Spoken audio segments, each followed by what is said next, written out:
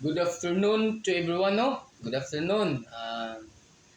Ako di ay si Romel Lusa, registered master electrician. Na ako'y i-tutorial sa inyo ano nga systematic diagram. Systematic diagram sa standard Y delta. Y delta. Mga kasyat ko, no? Good afternoon. Watch and learn. Ito na mga kasyat puno. Kini ang standard Y delta starter systematic diagram. Explain na nako sa inyo mga kasyat puno no kung unsa ang iyahang flow, ang iyahang dagan sa Y delta starter systematic diagram. Okay mga kasyat puno, inaot ta mga masabtan ninyo ni nga systematic diagram. Okay? Kining sa taas mga kasyat puno no, ang mao kini iyahang power circuit 3-piece motor nga Y delta connection. Kini ang iyahang magnetic contactor nga 1, magnetic contactor nga delta, magnetic contactor nga Y. Kaya na siya mga kasyat puno no. Kini siya ang iyahang overload connected sa iyahang motor, circuit breaker, o sa iyahang magnetic contactor nga min. Yang line 1, line 2, line 3, T1 dayon, T2, T3 o sa iyahang delta nga magnetic contactor. Kana mo na siya naga-jumper na siya mga kasyat puno. Ana ang line 1 sa min is nakakonect sa delta sa line 3. Ang line 2 nakakonect sa line 1 sa delta. Ang line 3 is nakakonect sa line 2 sa delta. Dayon dayon sa load side sa delta no mga kasyat puno is nakatap sa T1 sa Y. Dayon ang T2 sa delta is nakatap sa T2 sa Y. Dayon ang T3 sa delta is nakakonect sa ang T1 sa delta, T1 nakakonect sa Y nga T3. Dayon ang line 1 sa delta is naka-Y na din siya mga kasyat puno. Mao na ang iyahang power circuit. Kini siya mga kasyat puno is ang iyahang connection sa iyahang electric motor. Mao ni siya ang connection naka Y delta gyapon ang imong motor. Dayon dinita sa iyahang systematic diagram mga kasyat puno kung unsa ang iyahang flow, iyahang dagan sa iyahang circuit.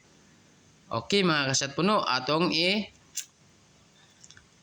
i-energize is i-push nato ning start. Pag push sa start mga kasyat puno, i-push nato di sa nato buy-an sa assuming di sa nato buy-an para unsay kay kung di sa nato buy-an is mo close man ni siya. Kung ato ning buy-an mo open man ni siya. Assuming lang di nato siya buy-an, atong i-push. Ang flow sa iyahang circuit mga kasyat puno is dagan siya kuan siya dinhi sa timer. Mao ni yan timer mga kasyat puno. Kini timer kung unsa ang na-energize nga circuit mga kasyat puno no. Pak dagan sa ato pa mga kasyat puno na-energize ang timer. Okay mga kasyat puno no, na-energize ang timer unsa pa gyud? Ang main contactor nga C1 is naka-energize gyapon. So sa ato pa na-energize ang main contactor nga C1, ang iyahang yung maintaining contact sa C1 is mo close. Normally open man siya mga kasat puno. Sa ato pa ni close ni siya ang C1 nga main magnetic contactor. Ni mo close ni siya kay energize ang iyahang C1. Mga kasyat puno. Dayon ang C2 mga kasyat puno ni energize gyapon mga kasyat puno. Nara mga kasyat puno ni energize so after dayon nara. Oh. Aw ang iyang Y ni energize di ang Y oh. Tanawa iyang Y mga kasyat puno. Nga tanawa oh. Y. Oh. Ni energize gyapon ang Y. Iklarohon ako na to mga kasyat puno no. Pag iklarohon lang nako. Pag mo start gali ka, pag imo ning i-post ang start button, ang ma-energize daw ang timer, ang Y nga C3. Y man ni siya mga kasat puno ang C3. Dayon ang C1 ang main magnetic contactor. Ako nang giklaro mga kasat puno. Ang C2 mga kasat puno is wala pa siya ma-energize. Kay ngano ni-energize man ang Y, mo-open ang normally close sa Y. Kay nag-energize man siya. Dayon ang kining C2 mga kasat puno nga kuan steady ni siya nga normally close. Dahil naka-kuan man siya din yo. Naka-close man siya sa timer o. O di sa ato pa nidagan ang C3. Energize ang C3. Dayon ang C2 wala pa na energize mga kasat puno kay dinil siya sa taman walay line to niya kay ni mo open man ang iyahang normally close sa Y.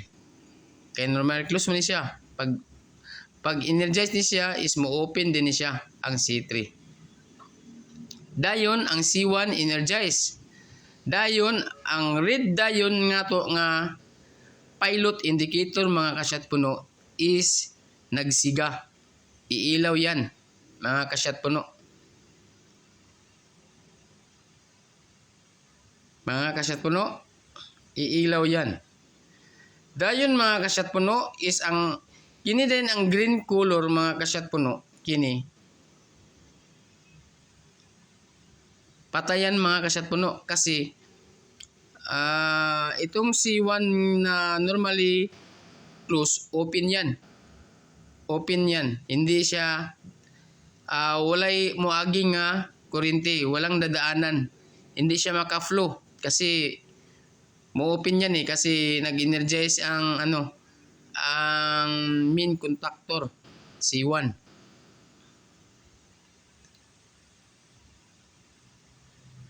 Dayon mga kasyat puno, after 5 minutes mga kasyat puno, after 5 minutes ang C2 naman, ang delta mga kasyat puno is energized. Dayon ang C3 nga Y off siya mga kasyat puno. Sa ato pa open. De-energize. Walang kuryente kasi mo-open man to mga kasyat puno. Yung timer. Mo-open yan. Pag after 5 seconds nga sitting. Ito, mo close. Okay mga kasyat puno, kasi patay tong Y Patay ang Y. Dahil ito steady close to. Kasi patay yan Pag mo-open yan, energize dapat kung mag-open. Pero patay yan, close yan. Okay mga kasyat puno, yan after 5 seconds ang delta energize. Energize ang C1 timer.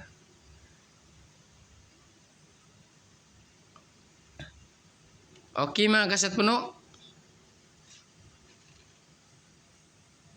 Ito mga kasyat puno, overload to. Overload.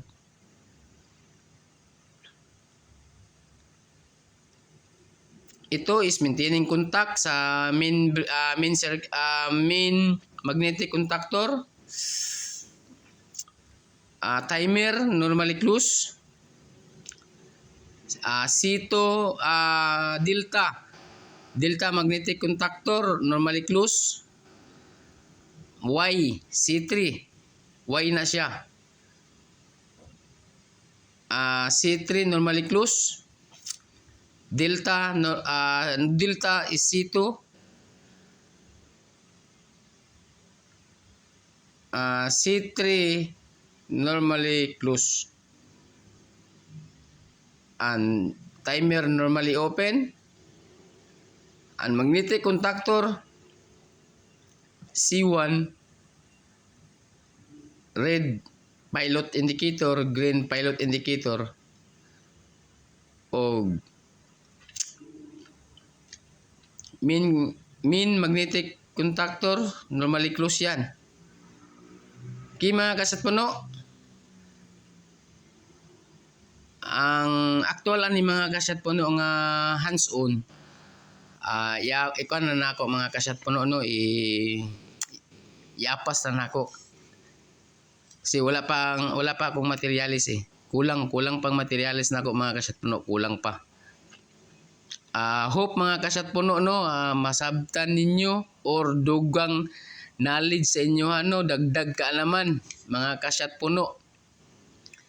Palihog lang sad ko mga kasatpuno, please share or follow my FB account o subscribe my YouTube channel, Romel Lusa mga kasatpuno.